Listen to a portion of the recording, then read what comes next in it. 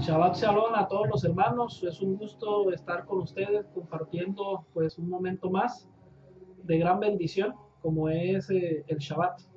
Buenas tardes hermano, ¿cómo está? Buenas tardes, hermano Leonardo. Gozo estar contigo en esta tarde de Shabbat.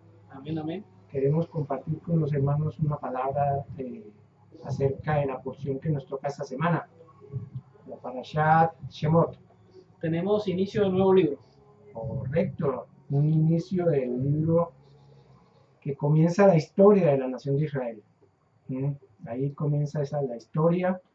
Ya vimos en el libro de Bereshit, de Génesis, cómo el Eterno a través de los tiempos fue seleccionando aquella familia que se dispuso para hacer su nación, y la familia fue Abraham, ¿cierto? Y de ahí nace la nación de Israel, que ya como nación nace en este libro de Shemot, de Éxodo. Vamos a ir leyendo desde la primera aliyá, ¿cierto? La primera parte de la enseñanza. Dice: estos son los nombres de los hijos de Israel que entraron en Egipto con Jacob. Cada uno entró con su familia: Reubén, Simeón, Leví, Judá, Isachar, Zabulón, Benjamín, Dan, Neftalí, Gad y Asher. Todas las personas que nacieron a Jacob fueron 70. Y Yosef estaba en Egipto. Y murió Yosef y todos sus hermanos y toda aquella generación. Y los hijos de Israel fructificaron y se multiplicaron, y fueron aumentados y fortalecidos en extremo, y se llenó de ellos la tierra. Entre tanto, se levantó sobre Egipto un nuevo rey que no conocía a Yosef, y dijo a su pueblo: he aquí, el pueblo de los hijos de Israel es mayor y más fuerte que nosotros. Ahora pues, seamos sabios con él, para que no se multiplique, y acontezca que viniendo guerra, él también se una a nuestros enemigos y pelee contra nosotros y se vaya de la tierra. Entonces pusieron sobre ellos comisarios de tributos que los molestaran con sus cargas, y edificaron para Faraón las ciudades de almacenaje, Pitón y Ramesés. Pero cuanto más los oprimían, tanto más se multiplicaban y crecían, de manera que los egipcios temían a los hijos de Israel, y los egipcios hicieron servir a los hijos de Israel con dureza, y amargaron su vida con dura servidumbre, en hacer barro y ladrillo, y en toda labor del campo y en todo su servicio, al cual los obligaron con rigor. Y habló el rey de Egipto a las parteras de las hebreas, una de las cuales se llamaba Cifra y la otra Fuá, y les dijo: cuando asistan a las hebreas en sus partos, vean el sexo del niño, del bebé. Si es hijo, mátenlo, y si es hija, entonces viva.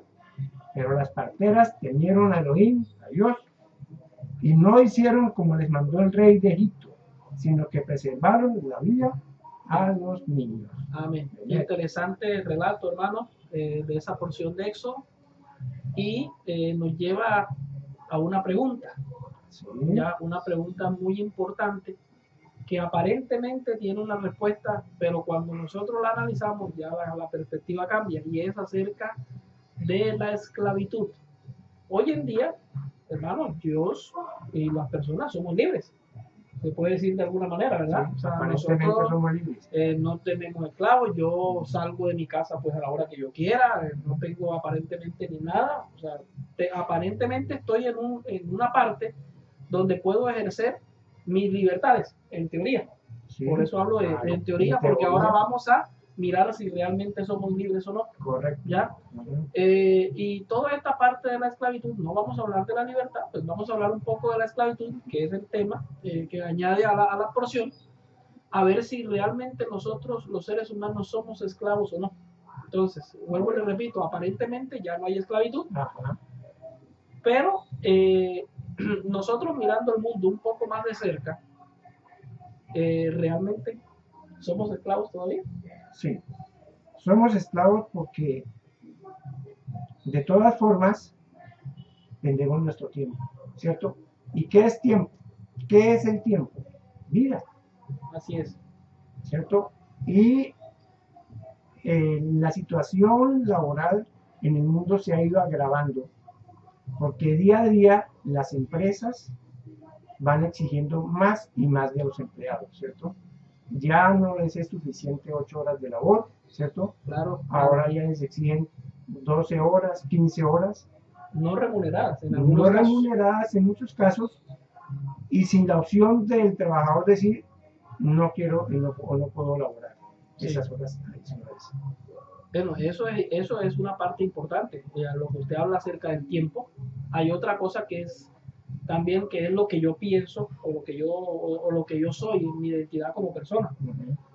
Nos ponemos poder a pensar, valga la redundancia, si realmente lo que yo pienso hoy en día lo pienso porque lo pienso yo como persona o porque esa idea me la plantaron en la cabeza. Porque viene de una enseñanza anterior. Porque viene de un modo de vida o de una enseñanza exactamente anterior. Dado el caso pues, de muchas religiones, hablando ya un poco más de cosas más espirituales de las religiones, que hay muchas costumbres, hay muchos ritos y hay muchos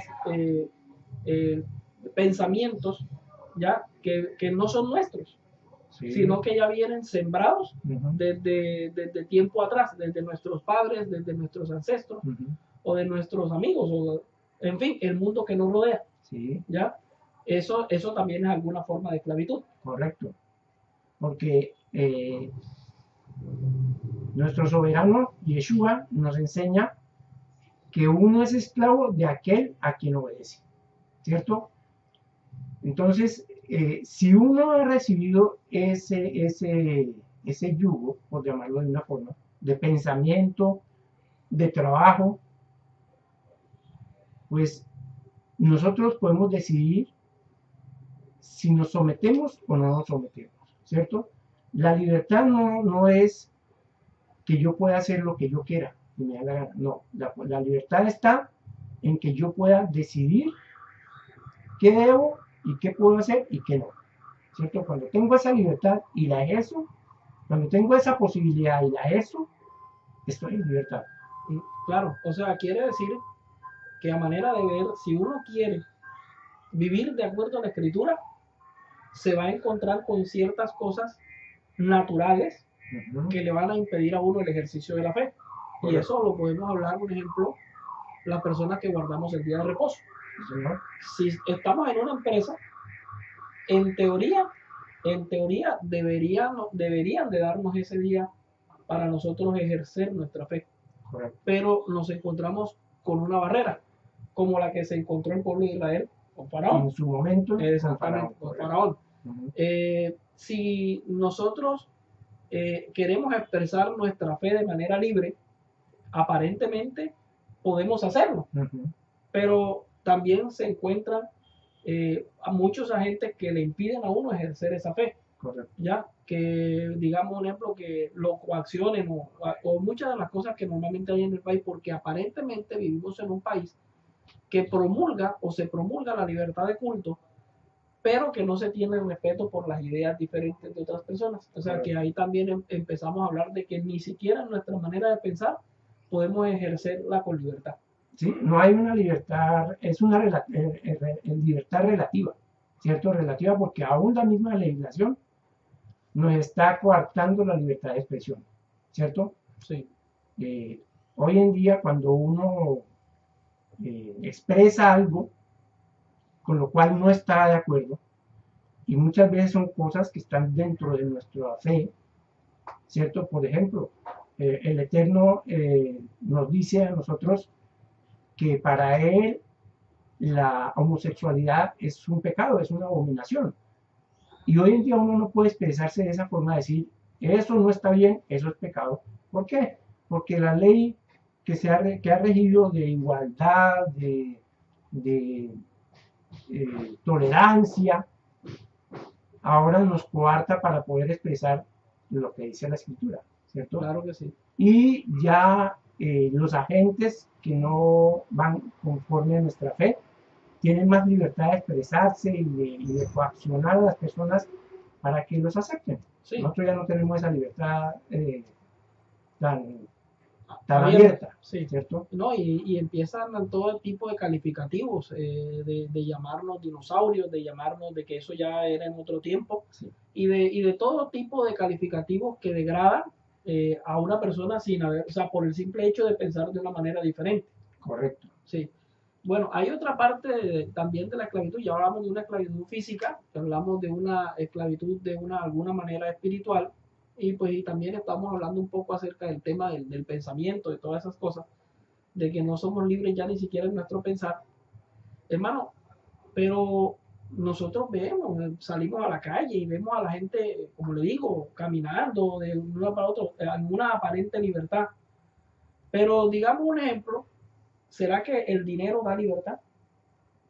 No, no, el dinero no da libertad, da O un buen posibilidades de trabajo, adquirir. No, la libertad no es algo tangible como dinero o como cosas, ¿cierto? La libertad es el poder yo vivir conforme a mi fe, ¿cierto? Poder yo escoger libremente en quién o en qué debo creer, sí, ahora, ¿cierto? Hablando de la parte espiritual. sí, en la libertad también, ¿será que en ese concepto de libertad existen regulación? O sea, ¿hay algún tipo de regulación que marque esa libertad para que no se pueda convertir en un libertinaje? Claro que sí. Nuestro soberano, nuestro Elohim, nuestro Dios, nos ha puesto límites, ¿cierto? Nos ha puesto límites y el hecho de tener límites no quiere decir que nuestra libertad esté coartada, ¿cierto? ¿Por qué? Porque los límites son necesarios y los límites que pone nuestro Dios, nuestro Elohim, son límites de vida, ¿cierto?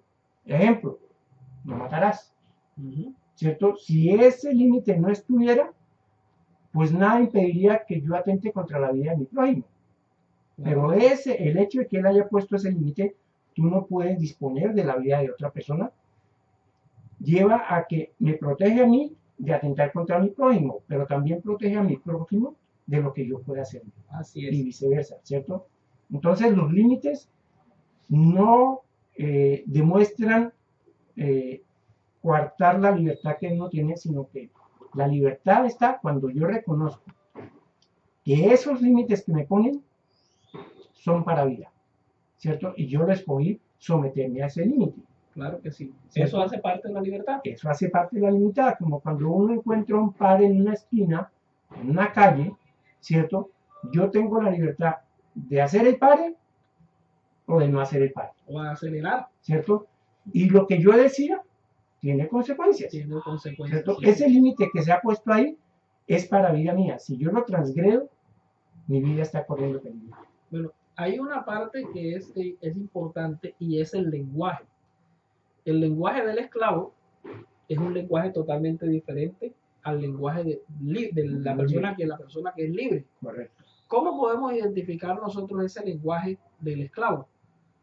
En muchas veces en nuestro diario vivir, nosotros en algún tiempo, o si usted lo está haciendo, pues usted se identificará con eso, hemos expresado cosas como yo quiero, pero no puedo.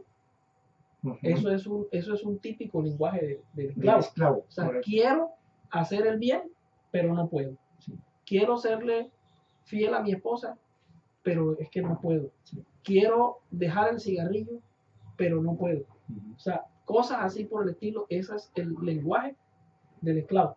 Sí. ¿Cierto? Correcto. ¿Por qué? Porque eso lo hemos reflejado nosotros en la porción.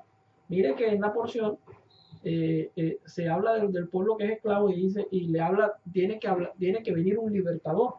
O sea, eso de entrada nos da a pensar de que un esclavo no puede liberarse él solo. Correcto. Por su misma fuerza no se puede liberar. No se puede liberar, pero sí sucede lo contrario, que yo siendo libre pueda someterme a una esclavitud. A una esclavitud. ¿Cierto? O sea, como libre, yo puedo en algún momento acceder a esclavizarme, ¿cierto? Pero como esclavo, no puedo liberarme yo solo. Claro que sí. ¿Cierto? Sí. Ya necesito de algún poder superior que pueda hacer esa labor de liberación. Claro, ¿cierto? y Moisés no era esclavo. No, Moisés no era esclavo, O sea que, él fue criado dentro de la familia de Faraón. así es, o sea que él no tenía ese pensamiento Exacto. de decir, hombre, es que me toca pararme a hacer ladrillos Ujú. y me toca cumplir una jornada, ¿ya? Y tener mis capataces que me estén dando látigo, ¿ya? Y que me estén oprimiendo, como dice la escritura, que era una servidumbre dura. Dura. Entonces, Dice, Moisés no estaba sujeto pues a ese tipo de servidumbre, pero el pueblo de Israel sí. sí, yo quiero resaltar algo, Leonardo, y es que esa esclavitud fue paulatina. No fue que llegaron a Egipto y de una vez lo esclavizaron, Sí, que sino fue un proceso que se llevó hasta el fin, que ya era la esclavitud plena, sí, ¿cierto? No se dieron cuenta o accedieron a cada vez entregar a más. cada vez entregar más su libertad. Sí, ¿cierto? y eso no sucede. Normalmente Correcto. cuando nosotros accedemos al pecado, de pronto se nos presenta en una muy buena manera. Decir, hermano, yo le voy a dar aquí 20 barritas, usted va a pasar algo, pero usted yo no necesito que diga nada. Usted únicamente no va a decir nada. Yo le voy a dar a usted una platica. Ya, no ha pasado nada. Usted si ve que pasa algo, si ve que pasa alguien, usted le pregunta, usted no sabe nada. Y esa es una seducción. Sí, ¿Ya? Es una seducción y normalmente nosotros abrazamos esa propuesta, pero ya después no va a ser que no viste, sino ya lleva ya esto. Y ya uno no puede decir que no porque ya uno hay cierta compromiso. Exacto, el compromiso de haber recibido una dádiva, sí, un soborno. Sí. Entonces, así es el pecado. Sí. O así es la forma como nos esclaviza. Sí. O sea, nos presentan propuestas y cada vez vamos cediendo más en nuestras convicciones. Correcto. Al punto tal en que ya mentir se hace una necesidad, en que ya matar se hace una necesidad, en que ya quebrantar la ley del Eterno se hace una necesidad, porque estamos tan sometidos al pecado que ya ni siquiera ni distinguimos entre el bien y el mal, porque mire, hay casos, y con todo respeto lo digo, no para ofender a nadie, pero mujeres que son maltratadas que justifican el maltrato de sus esposos. Sí. O personas que roban en la empresa y le dice de pronto al compañero que lo oye, pero no, es que no estoy robando. O sea, tú me ves, pero es que esto no es un robo. Esto es, hermano, la venganza. Nos ponen a trabajar 14, 15 horas y yo tengo que llevarme una parte del pastel también. Entonces, más bien, te propongo pues, que nos asociemos y también te llevas una parte tú. O sea, ya no se sabe ni qué es lo malo, ni qué es lo que es bueno. Sí. A lo malo lo llaman bueno y a lo bueno lo llaman malo. Y lo más triste es que dentro de contextos de iglesias, sin tildar la fe, de señalar una fe en específico, sino más bien en el ámbito del creyente, para ser un poco más explícito, en el ámbito de la persona que se dice ser creyente, hoy en día esto se está abrazando de una manera tremenda, terrible, terrible. Porque aquella persona que no tiene temor de Dios, bueno, uno entiende desde esa perspectiva de que el hombre cuando vive sin el temor del Eterno es propenso a todas estas cosas. Sí. Pero el creyente es terrible. Sí, y pasa lo que pasó con Israel en Egipto, ¿cierto? Por eso digo, no fue algo que fue desde el principio, fue algo paulatino que se fue dando y así ha pasado en la fe, ¿cierto? El sistema del mundo se ha ido metiendo paulatinamente dentro de la iglesia, dentro de la comunidad de creyentes. Y por eso ya no creemos que ciertas cosas que hace años nos parecían malas, ahora no nos parecen tan malas, ¿cierto? Ahora son normales. Y el que critica eso que se está haciendo, entonces, como dices tú, lo tildan de dinosaurio, de arcaico, ¿cierto? No, es que la Torá del Eterno es eterna, valga la redundancia, no tiene un tiempo límite como han querido ponerle tiempo, que era la época de la ley, y ahora ya no estamos en la época de la ley. No, porque son principios de vida, son límites de vida, son lo que el Eterno ha establecido, porque todo lo que él ha establecido es bueno, pero el ser humano en la cautividad del mundo, va perdiendo esa visión de que todo lo que el Eterno ha establecido es bueno, ¿cierto? El salmista David dice en el Salmo 19, dice, la ley del Eterno es perfecta, que restaura el alma, ¿cierto? Y si algo perfecto, pues es perfecto. No deja de ser perfecto. No deja de ser perfecto, nunca dejará de ser perfecta. ¿Por qué? Porque cuando uno entiende como hijo que lo que el padre, los límites que el padre le pone a uno son para vida, así nosotros entendemos que los límites que nos puso nuestro Padre Celestial son para vida. Y por eso dice que el que viva conforme a su instrucción, vivirá. Amén. Amén. ¿Cierto? No es muerte, como se nos ha querido decir, que está esclavo, que está ya esclavo de la ley. No, esclavo es aquel que no ha podido decidir, sino que es esclavizado. Sí, ¿cierto? Pero como estamos hablando, o sea, no puede decir, dice, quiero, pero es que no puedo hacerlo. ¿No? Nosotros decidimos voluntariamente someternos al Eterno. Y eso es libertad.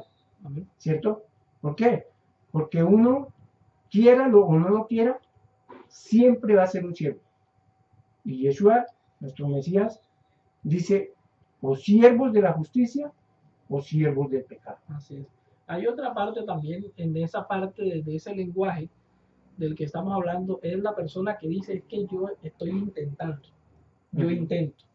Hay uno que tiene un deseo de hacer las cosas, pero no las puede hacer. Hay otra persona que es en su intento. O sea, yo, hermano, yo estoy intentando. No me salen las cosas, no me salen, pero estoy intentando. Ya, esa es otra también de parte del lenguaje de aquel que es esclavo. Claro. Si se puede decir de alguna manera. Correcto. ¿Ya? ¿Por qué? Porque no hay, está bien que uno, en muchos años, porque no puedo decir que la observancia de la Torah es algo que ya usted con 3, 4 años ya usted es perfecto. No, eso es algo de toda la vida. Toda la vida. De toda la vida. Y tenemos que perseverar de alguna manera en nuestra fe, en nuestra obediencia, que obedecemos no porque seamos esclavos, obedecemos porque amamos al Eterno. Amamos y correspondemos a ese amor tan grande que el sacrificio de su Hijo en la cruz ya nos limpió todo pecado y nos ha dado una vida nueva y podemos elegir amarle, podemos elegir servirle de todo corazón. Entonces, en esa persona, la que dice que intenta, uno puede decir, bueno, pues esa persona está perseverando, está intentando, está haciendo, pero ¿por qué no puede esa persona dejar de ser un esclavo en ese intento? ¿Qué pasa? Sí, porque el pueblo de Israel también en algún momento intentó liberarse del yugo de esclavitud de Egipto y no podía. ¿Por qué? Porque ya está sometido. Así es. ¿Cierto? Y ya su mente está condicionada, su espíritu está condicionado y necesita un salvador. Amén. Un libertador. ¿Cierto? Por esa misma razón, una persona que diga, hombre, mire, yo voy a empezar a obedecer todo lo que dice el libro. Ya, yo no quiero saber nada de Salvador. O sea, yo no quiero a Jesús, yo no quiero ni a Mahoma, ni nada. O sea, yo no necesito un Salvador. Si usted me dice que en el libro está todo lo que yo necesito, pues entonces yo me voy a obedecer al libro. Entonces, esa es una persona que va a fracasar. Sí, de hecho ya comienza fracasado, ¿cierto? ¿Por qué? Porque no podemos ignorar nuestra limitación de nacimiento, que es la inclinación al mal. Así es. ¿Cierto? La sola Torah, no, la letra no nos puede hacer libres. ¿Cierto? Es más, la escritura dice que la letra mata. ¿Por qué mata? Porque cuando uno intenta en sus propias fuerzas obedecer la escritura, llega el momento en que se da cuenta de que no puede y fracasa. Que es lo que le pasa a muchas personas. Es lo que pasa comúnmente. Sí. ¿Cierto? El intento de obedecer en sus propias fuerzas y termina dándose cuenta de que no es posible. Shaul, el apóstol Pablo, decía, lo que quiero hacer no lo hago, y lo que no quiero hacer, eso hago, ¿cierto? Diciendo su condición, y dice, y descubro esto, que el bien no está en mí. El mal mora en mí. Sino que el mal mora en mí, ¿cierto? ¿Y qué hizo? Reconocer que necesitaba un libertador. Y reconoció a Yeshua, ¿no? Que es el único que nos puede libertar de esa esclavitud al pecado, ¿cierto? Por eso fue su muerte, ¿cierto? Entonces, esta porción es muy importante. ¿Por qué? Porque nos cuenta, nos vemos reflejados en esa historia, Claro, ¿cierto? Nos vemos reflejados en esa historia y nosotros como creyentes estamos en este momento, en esta situación, estamos en el mundo. Nuestro soberano Yeshua nos dice que estamos en el mundo, pero no somos del mundo, no somos del mundo. ¿cierto?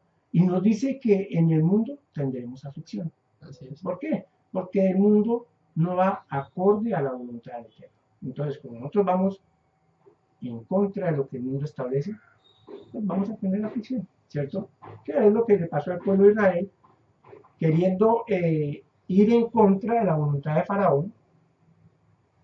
¿Y cuál fue el resultado? Que Faraón aún más los oprimía.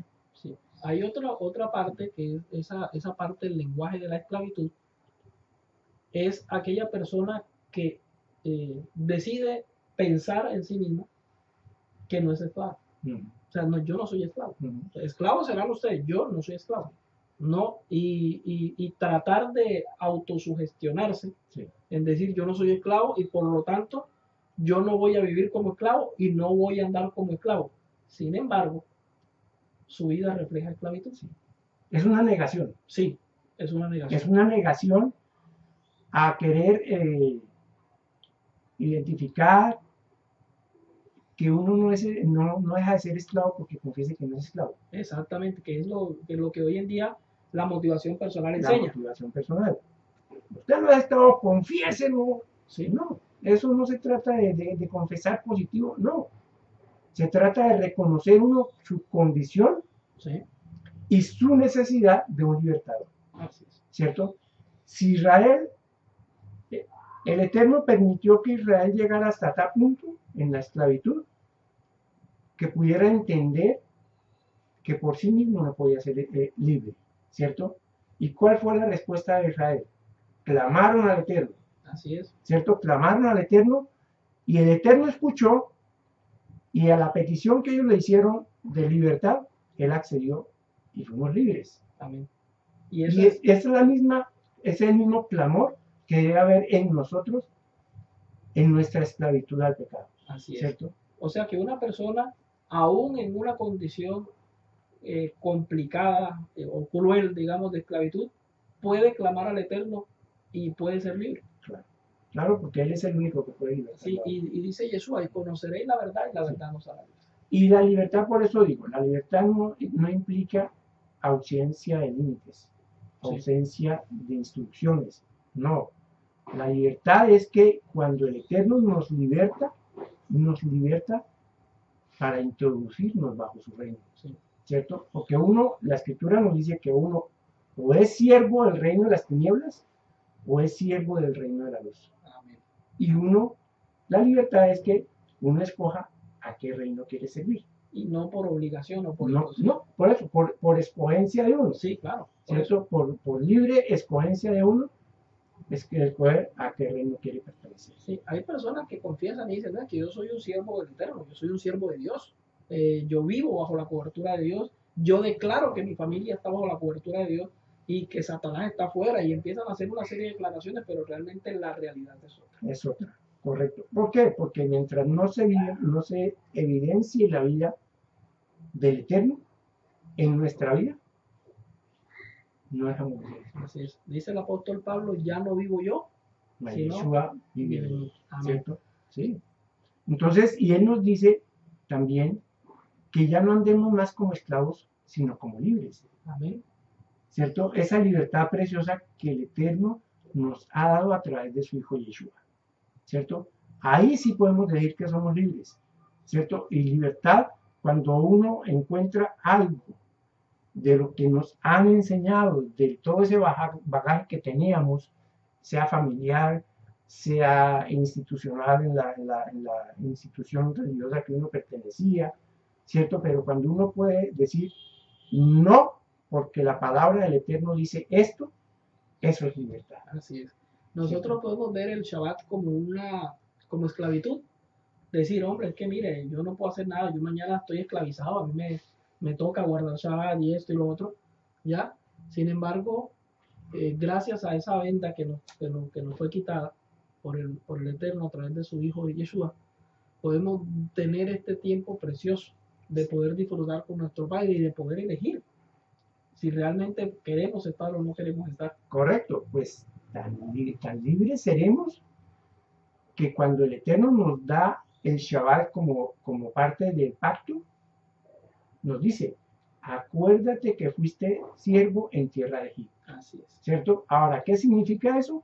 Que por ser siervos en tierra de Egipto no podíamos guardar Shabbat. Así es, y no podíamos disfrutar este Y tiempo no precioso, podíamos disfrutar de este tiempo. que es lo que le pasa a muchos de nuestros hermanos que hoy en día están trabajando. Correcto, porque por eso hablábamos al principio de que la libertad, la servidumbre, no es solamente cuando yo estoy esclavizado allá dando la tierra, no, es que no puedo administrar mi tiempo, no puedo hacer libremente uso de mi tiempo. Así es. Ya ahí hay una esclavitud, Así es. ¿cierto? El libre, porque la libertad es cuando uno puede disponer de su tiempo y administrarlo conforme a la voluntad del Eterno. Así es. ¿Cierto? Llega una festividad de las del Eterno, uno decide obedecer y guardar esa festividad, sus tiempos, ¿cierto?